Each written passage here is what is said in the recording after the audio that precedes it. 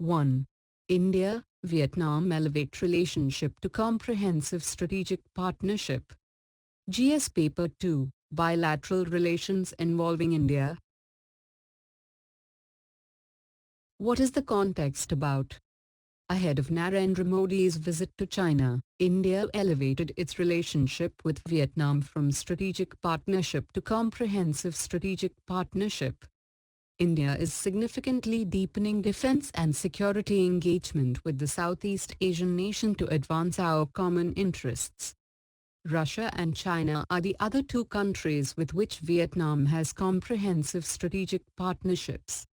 What is the difference between comprehensive and strategic partnership?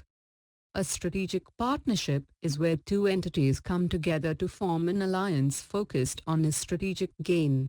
This is generally restricted to one or few areas. The key is both entities in the partnership gain out of the relationship, arrangement. A comprehensive partnership may mean two countries working together in all areas of the business. They may remain separate legal entities for whatever purpose, but for all practical reasons they are united. How India is building close relationship with Vietnam over a period of time. Modi announced a new $500 million line of credit for defense products and a target of $15 billion for two-way trade. Currently it is around $9 billion. The two sides also signed agreements in areas like health, cybersecurity, shipbuilding and naval information sharing. Indian investments are of the order of $1 billion in the area of food processing, fertilizers, sugar, auto components, information technology and agrochemicals. Indian companies like ONGC Videsh have been active in Vietnam's oil exploration efforts since the late 1980s, despite some offshore areas being contested by China.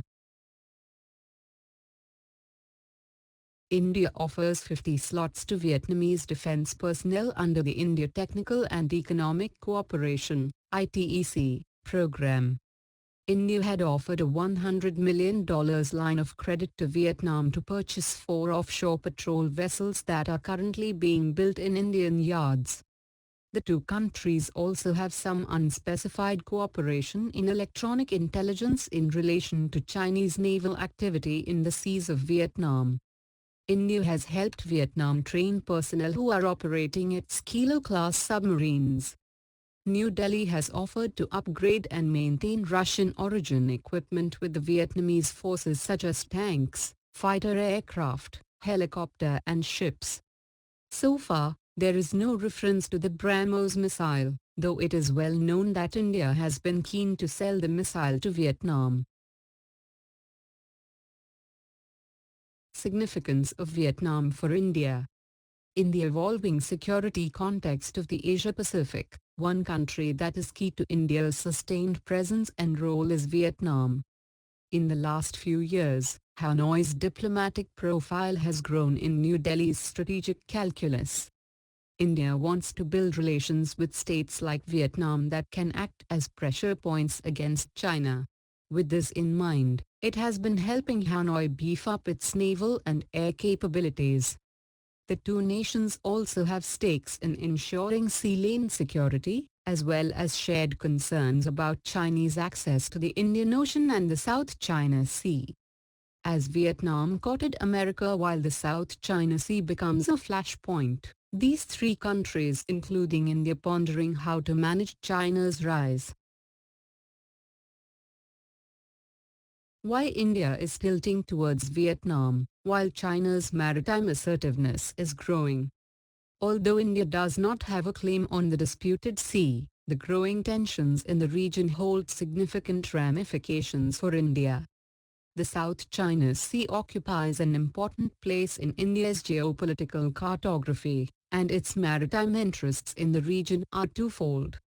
First, its trade with the Association of Southeast Asian Nations, ASEAN, and East Asian countries, Japan and South Korea, and second, India's procurement of energy supplies. Both factors play a strategic role in the country's foreign policy.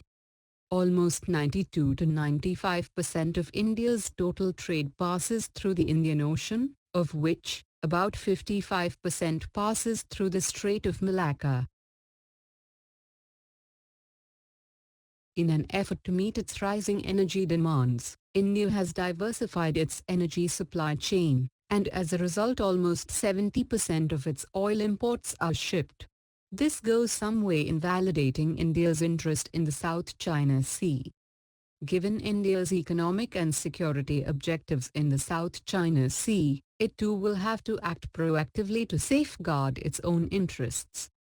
This will require India to facilitate greater diplomatic and security ties with littoral Southeast Asian states like Vietnam, Singapore, Indonesia and the Philippines.